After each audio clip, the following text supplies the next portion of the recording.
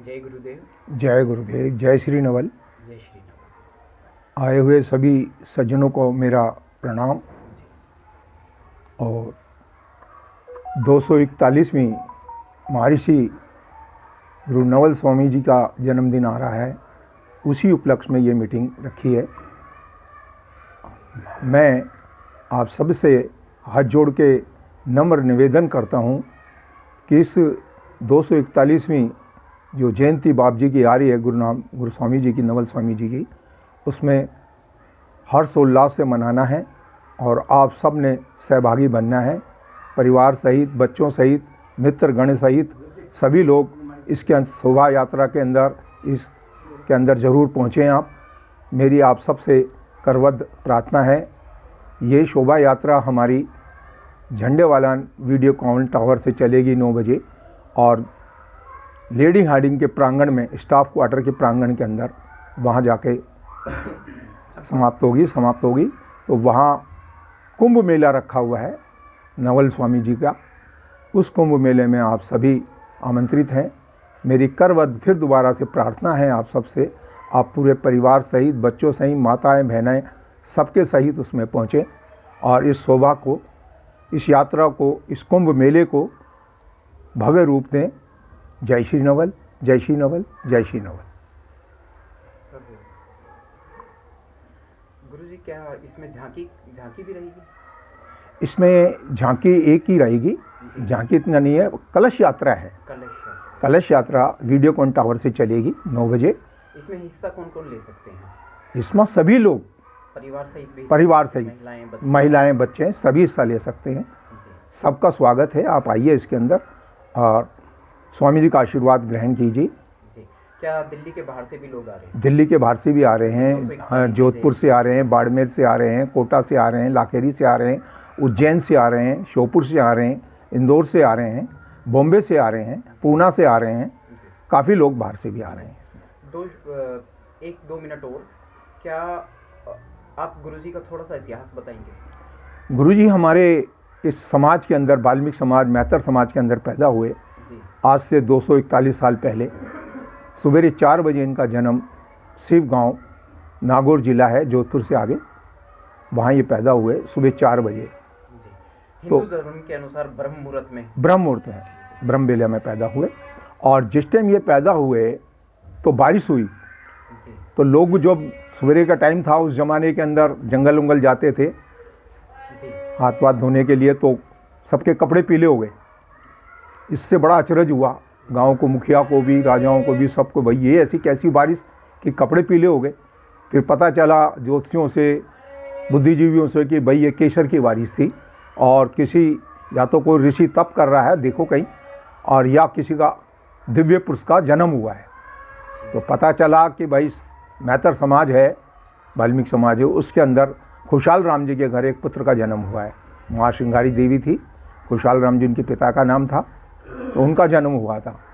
तो फिर कुछ ब्राह्मण जो है, ज्योतिष लोग जो हैं, मुखिया जो थे, जागीरदार वगैरह, उन्होंने वहाँ उनके लिए सामान सुमन भी भेजा, घी खांड वगैरह ये सब कुछ। और फिर पता में निकाला गया, देखा गया पत्रों के अंदर कि भाई ये कोई दिव्य पुरुष है। तो ये उनकी जीवन की शुरुआत की रेखा थी। आस्ते आस्ते साल के, 2 साल के, 1 साल के अंदर, 1 महीने के अंदर ही इनकी माता जी श्रृंगारी देवी गुजर गई। खुशहाल राम जी इनको पाला, माँ भी वही थे, समझ लो पिता भी वही थे। 6-7 साल की उम्र के अंदर ही इनको दीक्षा प्राप्त हुई करता राम जी महाराज से, मेघवंशी थे, उनसे दीक्षा। तो उन्होंने भी यही बताया कि भाई ये पुत्र जो है बहुत आगे जाएगा, चमत्कारी है, अवतारी है, और इसका ख्याल रखें, और ये बहुत अच्छा आपके लिए सौभाग्य मिला है जो आपके यहाँ जन्म हुआ है। क्या हम इन्हें भगवान का अवतार माने, मतलब भगवान विष्णु का अवतार? जी जी जी जी जी जी। कुछ ही दिन बाद, जैसे हमारे लोगों को ये ड्यूटी रहती थी, सफाई कर्मचारी कह लो या भंगी कह लो उस ज़माने में, या जो चूड़ा कह लो, कुछ भी कह लो, ये रहती थी कि भाई सफाई, जितना कुत्ता बिल्ली कोई मर जाए या कुछ हो जाए तो वो हमें ही फेंकना पड़ता था। ये हमारी ड्यूटी होती थी। हमारी नौकरियाँ समझ लो कुछ नहीं होती थी उस ज़माने के अंदर। तो यही एक साधन होता था। तो ये टोकरा बना रहे थे, एक जैसे बांस की जो डालियाँ होती हैं जिसमें गेहूँ वगैरह डालते हैं, तो वो बना रहे थे इनके पिताश्री। तो जागीरदार जी का एक दो बंदे आए और कहने लगा भाई खुशहाल राम जी और मुखिया जी के वहाँ, जागीरदार जी के वहाँ रावड़े के अंदर, रावड़े मतलब बेड़े के अंदर एक कुतिया का देहांत हो गई है और क्या नाम मर गई है, उसको जाकर उठा के फेंकाओ।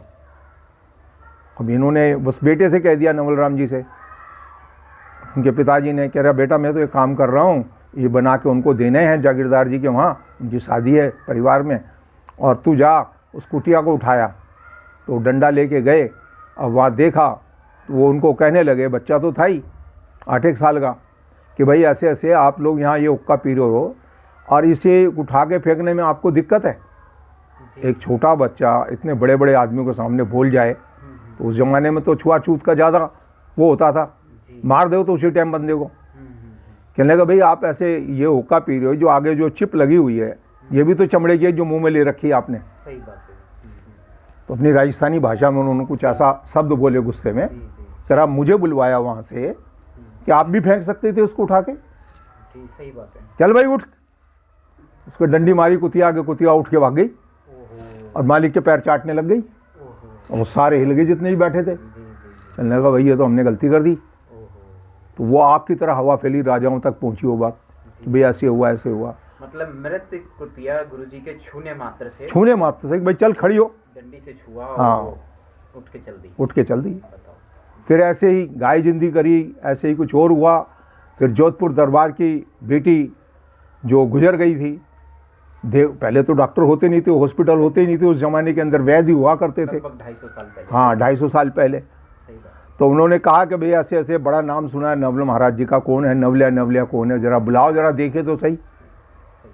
जब उनको बुलाया गया, जब उन्होंने देखा, सिर पे हाथ रखा और वो ठीक हो गई, तो पूरा राजाओं का जो परिवार था उस ज़माने में, जोधपुर दरबार का, उनके दादाओं का, गजे सिंह जी के दादाजी वगैरह का, वो नकमकसद हुए और क्या नाम से सब शिष्य हुए उनके।